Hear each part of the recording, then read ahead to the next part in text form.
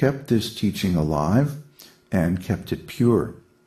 Meanwhile, the whole Vedic civilization was unraveling, and it was gradually breaking apart and turning into what we now know as Western culture or materialistic civilization. When people are bereft of higher guidance, they gradually become animalistic. And over the last 5,000 years, this is basically what has happened. People have gone from a civilization that was guided by self-realized souls to a civilization guided by people without self-realization. And that explains the entire sweep of the last 5,000 years of human history. The Vedic civilization had a very highly developed system of technology, something very similar to nanotechnology, a distributed computing environment controlled by mantras. And when the Vedic civilization collapsed, this technology stopped working. It was sort of like if we got up one morning and suddenly everything electrical didn't work. Can you imagine what a disaster that would be? Well, that's something like what happened to the Vedic civilization when Krishna left this planet.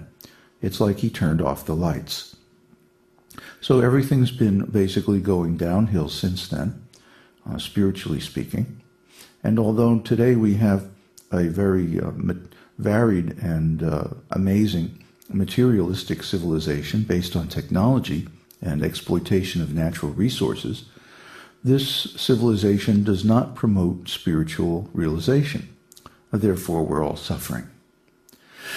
So now is the time that the esoteric teaching has come out of the background, actually out of secrecy, and is being broadly pushed and promoted all over the world under different names. And one of these names is the esoteric teaching. Nevertheless, all the organizations promoting this teaching are working together in concert, in harmony, for its advancement and the advancement of the entire human civilization. The thing about Vedic culture is that it's not exclusive, it's inclusive. That means all types of people are accepted in Vedic culture. There's a place for everyone, from the highest to the lowest of human beings. And there's also appropriate guidance and education given. Spiritual training is available for everyone. And all of this spiritual information is drawn directly from the Vedic literatures. Now, when the Vedic Empire collapsed, there were 4 disciplic lineages formed to propagate this Vedic teaching. And I mentioned them earlier. They are the Brahma Sampradaya, the Rudra Sampradaya, the Shri Sampradaya, and the Kumara Sampradaya. These 4 are the only 4 authorized Vedic lineages. None of the other lineages that have sprouted up everywhere are actually authorized. So we can't be sure about the veracity of their teachings. We should be very cautious about this and not accept an imitation. For example, now you can go to Hong Kong and you can buy a Timex watch for about $5, or you can buy a Rolex watch for about $10. Now wait a minute. A Rolex watch usually costs about $500 or $1,000. Well, of course, it's not a real Rolex. It's a counterfeit. Similarly, you can go to India and you can search very hard and find a real guru, or you can go down to your local yoga center or whatever, New Age center, and you can find someone who claims to be a guru and who claims to know the Vedas and who claims to be able to bring you to enlightenment. And it's much easier than going to India. It's much easier than studying the esoteric teaching with a bona fide spiritual master or master teacher. But will you get the same results? No. No. Because the phony disciplic succession is a counterfeit. And the biggest counterfeit is called Hinduism. Hinduism is a synthetic religion, not an original faith, but it is an administrative solution to the British Empire's problems in governing India. India is incredibly diverse. There are so many religious cultures, all based on the Vedas, but with varying degrees of fidelity and levels of advancement and so forth. This was very bewildering to the British, who were used to dealing with a more or less homogeneous Christian world. So they tried to create an umbrella religion to shelter, or rather to manage, all the different branches of the Vedic religion under one roof, and that was Hinduism. It's very convenient for administration. Unfortunately, some of the Vedic branches have become so degenerate that they basically go in the opposite direction and involve people more and more in materialistic life.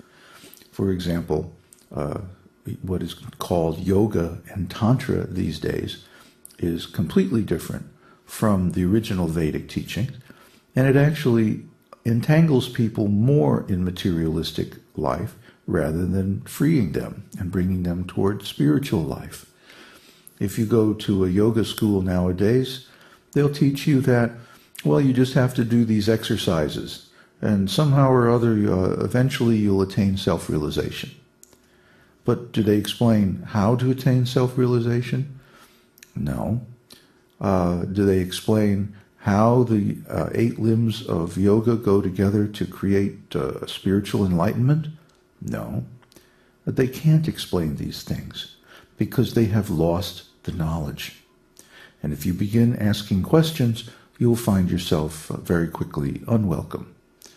So you have to understand that what is taught as yoga and tantra in the West today basically has no connection with the original Vedic sources.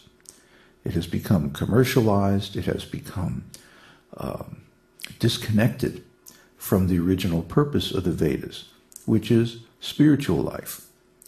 If you just concentrate on the body, then you can cultivate your material life. That's fine. But what about your spirit?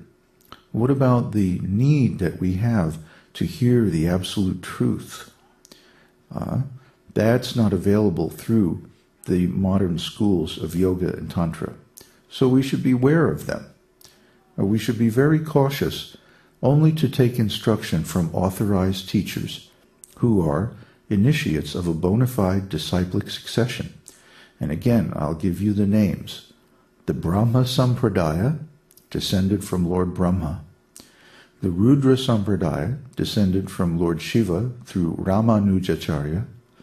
The Lakshmi Sampradaya, or Sri Sampradaya, descended from Goddess Lakshmi, and their most famous teacher is named Vishnu Swami.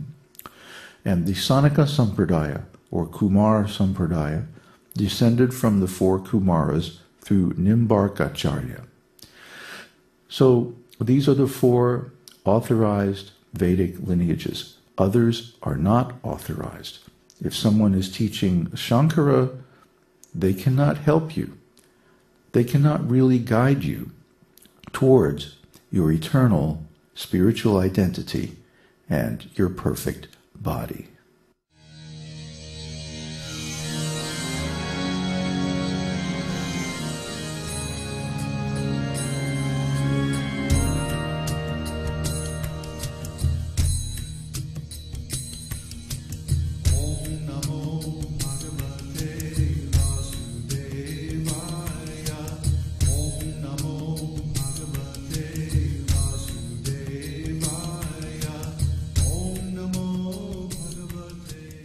We hope you've enjoyed this edition of My Perfect Body.